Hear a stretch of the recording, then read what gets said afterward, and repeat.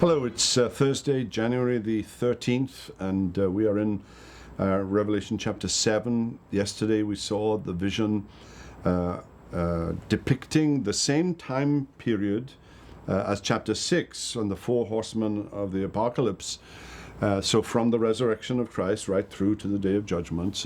But yesterday we saw that although there is evil in the world, there isn't as much evil as there could be, because these four angels are holding back the four corners of the earth, preventing the winds from blowing, preventing the spirits, preventing the four horsemen of the apocalypse from doing their worst. And the reason for the delay is given now in chapter 7. Then I saw another angel ascending from the rising of the sun with a seal of the living God, and he called with a loud voice to the four angels who had been given power to harm earth and sea, "Do not harm the earth or the sea or the trees until we have sealed the servants of our God on their foreheads." Well, the question is, what is this seal? This has nothing to do with the seven seals of the book that are being opened, but this is another seal that is placed on the forehead of God's redeemed people.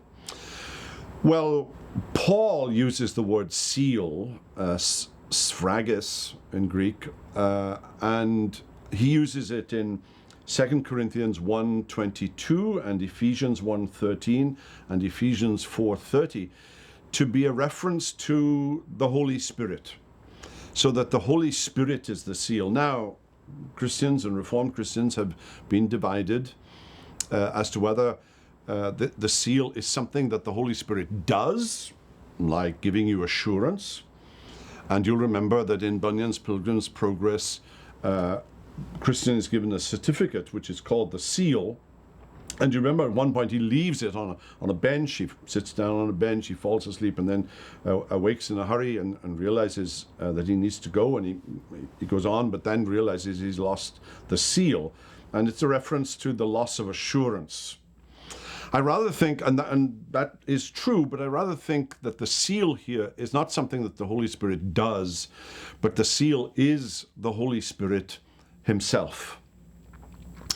He gives us the Holy Spirit. The Holy Spirit indwells us. The Holy Spirit witnesses with our spirits that we are the children of God, and if children, then heirs of God and joint heirs with Jesus Christ.